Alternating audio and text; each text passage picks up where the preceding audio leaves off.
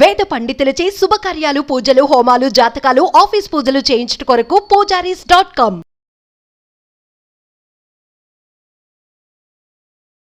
నమస్తే, welcome to Suman TV. నేను మీ యామ్ని. మనకి ఆగస్టు 16 నుంచి 31 వరకు అసలు 12 రాశుల వారికి మంచి చెడు ఏ విధంగా ఉంటుంది, ఎలాంటి పరిహారాలు చేసుకోవాలి, ఈ విషయాలు మనకి తెలియచేయడానికి ప్రస్తుతం మనతో ఉన్నారు ప్రముఖ జ్యోతిష పండితులు బ్రహ్మశ్రీ నందిబట్ల శ్రీహరి శర్మ గారు ఉన్నారు. మరి గురుగారితో మాట్లాడి ఆ విషయాల గురించి అడిగి తెలుసుకుందాం. నమస్కారం గురుగారు. వాగర్థావ్యవ సంపృక్తౌ వాగర్థ ప్రతిపత్తయే జగతః పితరౌ వందే పార్వతీ పరమేశ్వరౌ. సదాశివ సమారంభాం శంకరాచార్య మధ్యమాం అస్మదాచార్య పర్యంతం వందే గురు పరంపరాం. ఆదిత్యాయ చ సోమాయ మంగళాయ బుధాయ చ గురు శుక్ర శనిభ్యశ్చ రాహవే కేతవే నమః. శృంగేరి పీఠాధిపతులకి, కంచి పీఠాధిపతులకి నమస్కారములు తెలియజేసుకుంటూ కార్యక్రమాన్ని ప్రారంభిద్దాం. గురుగారు, ఆగస్టు 16 నుంచి 31 వరకు అండి అసలు మీనరాశి వారికి ఏ విధంగా ఉంటుంది? మీనరాశి వారికి ఆగస్టు 16వ తారీఖు నుంచి 31వ తారీఖు వరకు ఏ విధంగా ఉండబోతుందో తెలుసుకునే ముందు గ్రహ సంచారం ఏ విధంగా ఉందో తెలుసుకుందాం. రాశిలోని రాహు, సప్తమంలో కేతు, వ్యయముందు శని వక్రీకరించి, అలాగే తృతీయముందు గురు కుజులు, అలాగే షష్టముందు రవి బుధ శుక్ర ప్రభావం. విశేషించి మీనరాశి వారికి ఉద్యోగంలో ఉన్నటువంటి వారికి ప్రమోషన్లు పొందేటువంటి అవకాశము, అలాగే బదిలీలకు సంబంధించినటువంటి ప్రయత్నాలన్నీ కూడా సానుకూలంగా ముగుస్తాయని చెప్పవచ్చు. అలాగే నిరుద్యోగస్తులకి మంచి శుభవార్త, నూతన ఉద్యోగం లభించే అవకాశాలు ఎక్కువగా ఉన్నాయని చెప్పవచ్చు. అలాగే ప్రధానంగా గమనించుకున్నట్లయితే దైవానుగ్రహం లేకపోయినప్పటికీ గ్రహ సంచార ప్రభావం వల్ల మీ యొక్క పనులన్నీ కూడా మీకు అనుకూలంగా మార్చుకునేటువంటి శక్తి మీకు ఉంటుంది. ఆత్మవిశ్వాసంతో ముందడుగు వేయండి. ఈ యొక్క 16వ తారీఖు నుంచి 31వ తారీఖు వరకు అంతా మీదే అని చెప్పుకోవచ్చు. 12వ శని వక్రీకరించి ఉండడం మీనరాశి వారికి సంబంధించి ప్రధానంగా కొన్ని వ్యతిరేకమైనటువంటి ఫలితాలు ఉన్నప్పటికీ కూడాను గ్రహ సంచార ప్రభావాలు అనుకూలంగా ఉంటాయి. మాసాంతంలో వాహనాన్ని నడిపేటప్పుడు జాగ్రత్తలు పాటించాల్సినటువంటి పరిస్థితి. ఈ యొక్క మీనరాశి వారికి 16వ తారీఖు నుంచి 31వ తారీఖు వరకు ఎక్కువ శాతము విందులు వినోదాల్లో మీ కుటుంబ సభ్యులతో పాల్గొనే అవకాశం ఎక్కువగా ఉంటుంది. కాబట్టి తరచూ ప్రయాణాలు చేయాల్సినటువంటి పరిస్థితులు ఏర్పడుతున్నాయని చెప్పవచ్చు.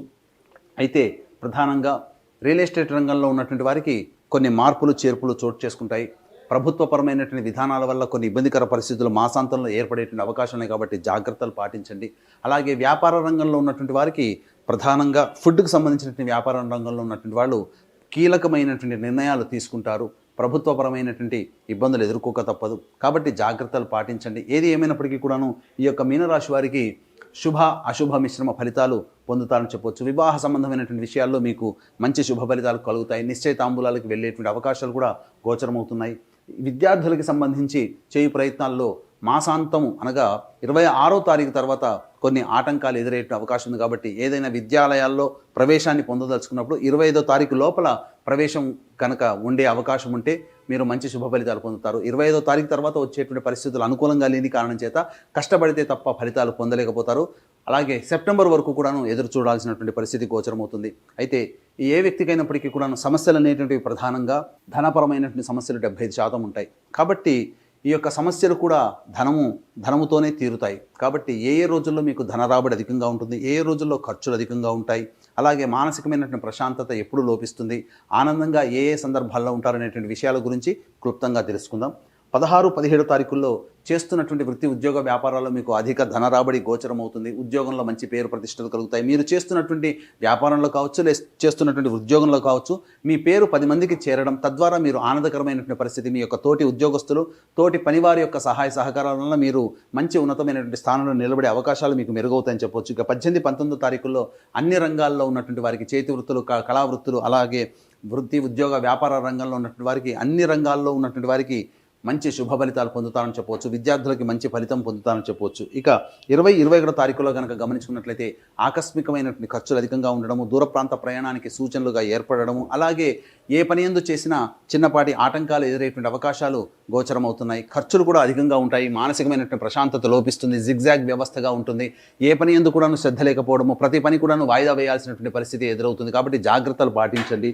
ఇక 22, 23 తారీఖులో కనుక చూసుకున్నట్లయితే ఎన్నాళ్ళ నుంచో పెండింగ్లో ఉన్నటువంటి పనులన్నీ కూడా పూర్తి చేసుకుంటారు. ఈ యొక్క పనులని నేను పూర్తి చేసుకున్నాననే యొక్క సంతృప్తి భావన మీలో ఉంటుంది. కుటుంబ సభ్యులతో విందులు వినోదాల్లో పాల్గొనే అవకాశం ఉంటుంది. సంతోషకరంగా భద్రతకరమైనటువంటి జీవితంలో మీరు ఉంటారని చెప్పవచ్చు.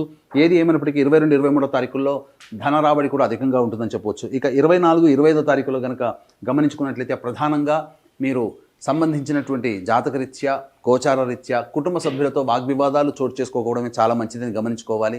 లౌక్యంతో మీ కుటుంబ సభ్యులతో మాట్లాడుతూ మీ యొక్క సమస్యల్ని పరిష్కరించుకునే విధానంగా మీ యొక్క ఆలోచనలు మీరు పదును పెట్టుకోండి. తద్వారా కుటుంబ సభ్యులతో మీకు దూరము అనేటువంటిది తగ్గుతుంది. అలాగే మీ కంటికి సంబంధించినటువంటి సమస్యలు ఎదురయ్యే అవకాశాలు ఉంటాయి. ధనం కూడా ఖర్చులు అధికంగా ఉంటాయని చెప్పవచ్చు. ఇక 26, 27 తారీఖులో కనుక గమనించుకున్నట్లయితే దైవానుగ్రహము గ్రహానుగ్రహం సంపూర్ణంగా ఉండడం వల్ల తలిచినటువంటి పనులన్నీ కూడాను పూర్తి చేసుకుంటారు. పెండింగ్లో ఉన్నటువంటి పనులన్నీ కూడాను పూర్తి చేసుకుంటారని చెప్పవచ్చు.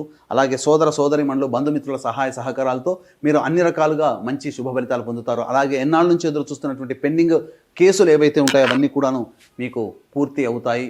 అలాగే స్థిర చరాస్తులకు సంబంధించిన విషయాల్లో మీరు ఒక నిర్ణయానికి వస్తారని చెప్పవచ్చు.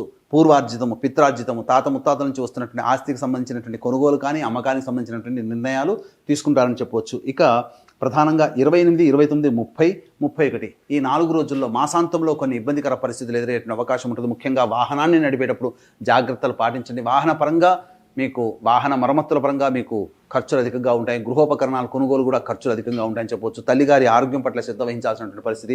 ఇక మాసాంతమైనటువంటి 30, 31 తారీఖులో కనుక మీ ఆరోగ్యం పట్ల శ్రద్ధ వహించాల్సినటువంటి పరిస్థితిగా చెప్పవచ్చు.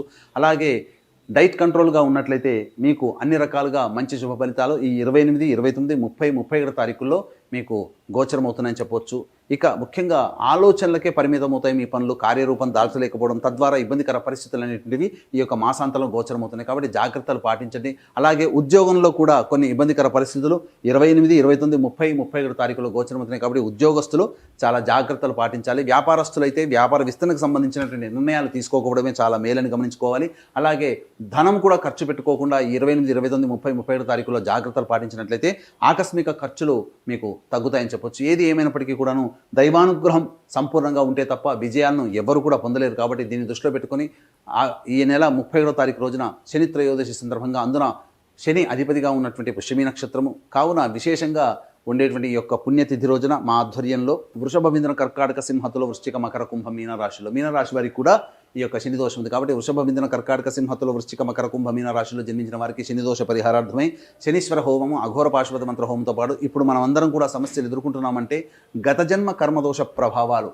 కావున ఈ యొక్క గత జన్మ కర్మదోష నివారణకు సంబంధించినటువంటి హోమాది కార్యక్రమాలు, అలాగే విద్య, వివాహ, ఉద్యోగ, దాంపత్య, అనారోగ్య సమస్యల నివారణకి 18 రకాల హోమాది కార్యక్రమాలు కేవలం 17,100 రూపాయల రుసుముతో చేయించడం జరుగుతుంది.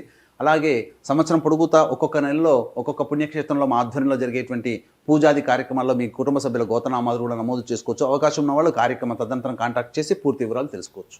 గురుగారు, మీనరాశి వారికి అండి ఎలాంటి పరిహారం చేస్తే మంచిది?